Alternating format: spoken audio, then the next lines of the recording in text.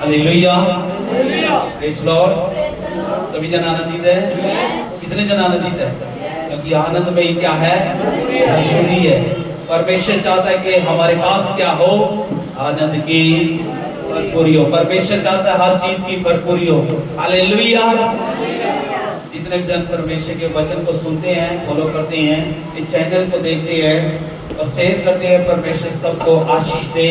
और आज की दुआएं, आज की प्रार्थनाएं आप सबके लिए आशीष का कारण होगी। आज का कलाम आपके लिए आशीष का कारण होगा। Hallelujah, hallelujah. आज हम एक वचन देख रहे हैं और वचनों से देखने लगे हैं। एक कहानी, एक प्रार्थना, जो एक राजा की प्रार्थना है, अपने लोगों के प्रति प्रार्थना है। एक राजा है जिसका नाम सुलेमान है। सुलेमान ने क्या किया? अपने देश के लिए, अपने लोगों के लिए, अपने परिवार के लिए, अपने घराने के लिए, अपनी फैमिली के लिए, अपनी सेवकाई के लिए परमेश्वर के सामने घुटने टेके। आज हमें चाहिए कि हम भी क्या करें? घुटने टेके। हालेलुया। आज हमें भी चाहिए कि हम परमेश्वर का आदर करें, हम भी परमेश्वर के सामने घुटने टेके। परमेश्वर से सुलेमान ने तीन बातें अगर हम इसमें देखें तो तीन बातें वो खास करके रखी कि उसने कहा कि परमेश्वर आपकी उपस्थिति यहाँ पे रहे, आपका मन हमारे बीच में लगा रहे, हमारा मन आपकी ओर लगा रहे। हालेलुया। तीसरी ये परमेश्वर से प्रार्थना कर रहा है कि परमेश्वर ये पूरी मानव जाति जाने कि यहोवा ही क्या है? परमेश्वर है। सुलेमान की इच्छा है कि वो लोग जाने। हालेलुया। आज सुलेमान की इच्छा है कि परमेश्वर की उपस्थिति आपके बीच में हो, परमेश्वर की उपस्थिति हमारे बीच में हो। हालेलुया। आज आपकी इच्छा, आपकी मर्जी, आपकी प्रार्थना होनी चाहिए कि परमेश्वर आपकी उपस्थिति नहीं है तो हम कुछ भी नहीं कर सकते। अगर हमारा मन तैयार नहीं है तो हम कुछ भी नहीं कर सकते। मन को तैयार करना बहुत जरूरी है। हालेलुया। जोर से बोले हालेलुया। हम परमेश्वर के वचन को देखेंगे, पहला राजा की किताब, और जो देखेंगे हम 57 से 61 तक जब हम देखते हैं, 57 से 61 तक जब हम देखते हैं और किंग तो पहला राजा जब हम देखते हैं परमेश्वर के वचन को, हालेलुया, तो यहाँ पे 54 में 54 में तो यहाँ पे पता लगता है हमें सुलेमान जो प्रार्थना कर रहे हैं अपने लोगों के लिए गिड़गिड़ा रहा है। अपने राज्य में जो लोग हम लोगों के लिए गिड़गिड़ा रहा है। हालेलुया। आज हमें चाहिए, फिर से पढ़ेंगे, हमें पढ़ेंगे, यहाँ पे हमें पता लगता है कि सुलेमान ने कुछ बातों को परमेश्वर के आगे रखा और ये हमें भी रखनी चाहिए। परमेश्वर की उपस्थिति को मांगना चाहिए, जिसको आइए हम देखेंगे परमेश्वर के वचन से, फिर से पढ़ेंगे। जब सुलेमान यहोवा से यह सब प्रार्थना गिड़गिड़ाहट के साथ कर चुका है, यहाँ पे हमें पता लगता है सुलेमान 54 में 54 में पता लगता है कि वो घुटने टेक करके क्या कर रहा था? प्रार्थना कर रहा था, गिड़गिड़ा रहा था और लोगों को आशीष दे रहा था, प्रार्थना कर रहा था। क्या कर रहा था? पढ़ेंगे। तो वो जो घुटने टेके और आकाश की ओर हाथ फैलाए हुए, आकाश की ओर हाथ फैला करके घुटने टेक करके सो यहोवा की वेदी के सामने से उठा और खड़ा हो समस्त इस्राएली सभा को ऊंचे स्वर से यह कहकर आशीर्वाद दिया। सावन पढ़ने के हमारा परमेश्वर यहोवा जैसे हमारे पुरखाओं के संग रहता था, वैसे ही हमारे संग भी रहे। याद रखें, यहाँ पे सुलेमान ने जो प्रार्थना की है, सुलेमान की जो पहली बात हम देख रहे हैं, सुलेमान चाहता है कि परमेश्वर आपकी उपस्थिति हमारे बीच में रहनी बहुत जरूरी है। हालेलुया।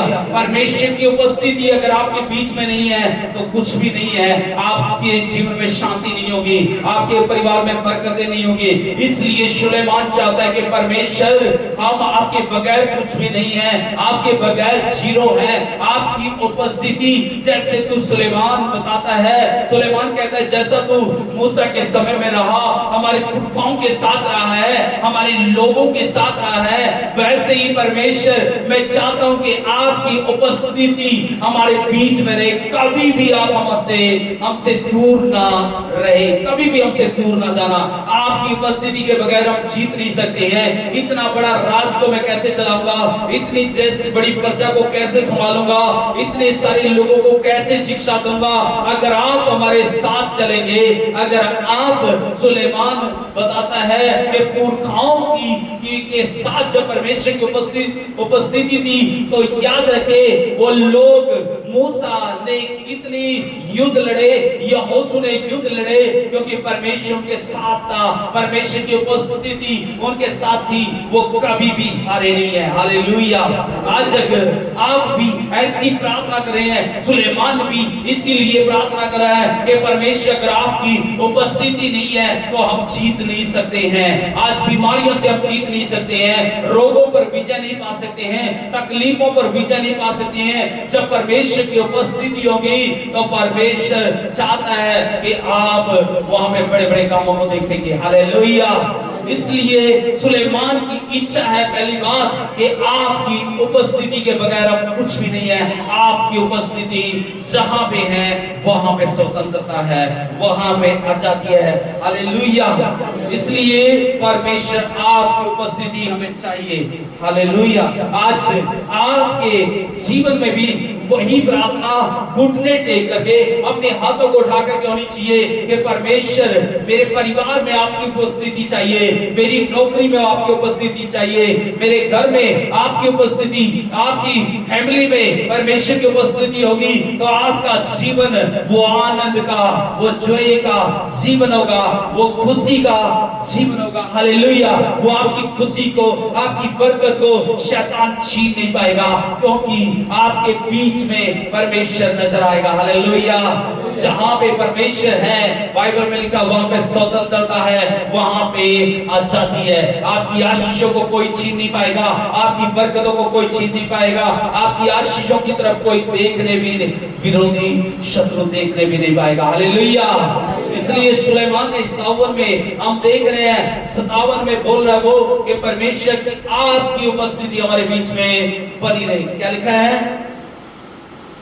वो हमको त्याग न दे और न हमको छोड़ दे, वो हमारे मन अपनी ओर ऐसा फिराए रखे कि हम उसके सब मार्गों पर चला करें। हालेलुया। दूसरी प्रार्थना वो कह रहे हैं हमारा मन भटकने ना पाए, हमारा मन आपकी ओर ऐसा बना रहे, आपका मन हमारी ओर ऐसा बना रहे। क्योंकि याद रखे मन से ही, याद रखे आपका मन पे बाइबल बताती है असाध्य रोग लगे हुए हैं। अगर आपका मन वश में नहीं है तो आपका मन चाहता है कि आप प्रार्थना ना करें, आपका मन चाहता है कि आप बाइबल ना पढ़े, आपका मन पे अगर बोझ हो जाता है तो आप याद रखे टीवी 1 घंटा देख सकते हैं, मोबाइल 1 घंटा देख सकते हैं, कोई आलस नहीं होगा, कोई भी रुकावटें नहीं होगी। लेकिन जब आप प्रार्थना में बैठेंगे तो आपको लगेगा 10 मिनट प्रार्थना करना ही आपको ऐसा लगेगा बहुत बड़ा बोझ लगेगा, आपने 10 मिनट में बैठना मुश्किल हो जाएगा, आप वो बासियां स्टार्ट हो जाएंगी, अजवाइयां स्टार्ट हो जाएगी और आप 10 मिनट भी प्रार्थना नहीं कर पाओगे। इसलिए परमेश्वर की जब उपस्थिति है, अगर मन परमेश्वर की ओर लगा हुआ है, जब मन से प्रार्थना करेंगे तो वो समय का इंतजार नहीं करेगा, आप समय के अनुसार नहीं बैठेंगे।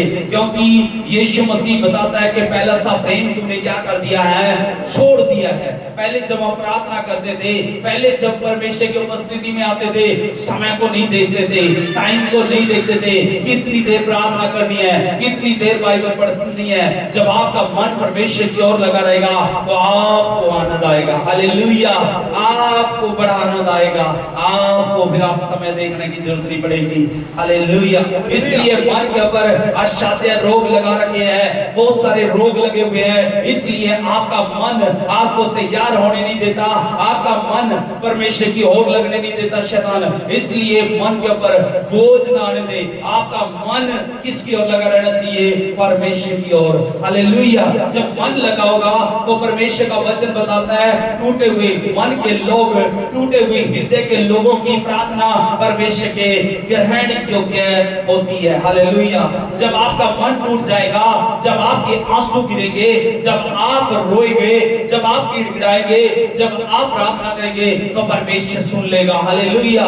अगर बहुत से लोग की प्रार्थना शोकित हो चुकी है, बहुत सारे लोगों की प्रार्थना उठ गई है, वो प्रार्थना नहीं कर सकते, 10 मिनट बैठना मुश्किल है, प्रार्थना में नींद आने लग जाएगी, क्योंकि वो सूखा हो गया है, वो सूख चुका है, वो आशीष थी, वो बरकत थी, वो प्रार्थना गिल्ली थी, वो प्रार्थना आपका मन गिला था, वो सूख चुका है। हालेलुया। फिर से जब आप परमेश्वर के सामने कहते हैं, हाँ परमेश्वर मेरा मन सूख चुका है, हाँ परमेश्वर मैं आपकी उपस्थिति चाहता हूँ, हाँ परमेश्वर मेरा मन आपकी ओर लगा रहे, क्योंकि मैं आपके साथ अगर मेरा मन नहीं लगा होगा तो मैं क्या नहीं कर सकता हूँ? आपसे बातें नहीं कर सकता हूँ। और जब आप परमेश्वर से बातें करते होंगे, याद रखिए किसी से अगर आप प्रेम करते हैं तो 1-1 घंटे बातें कर सकते हैं फोन के ऊपर, एक अगर उसके सामने बैठे हैं तो बहुत देर तक आप उससे बातें कर सकते हैं। हालेलुया।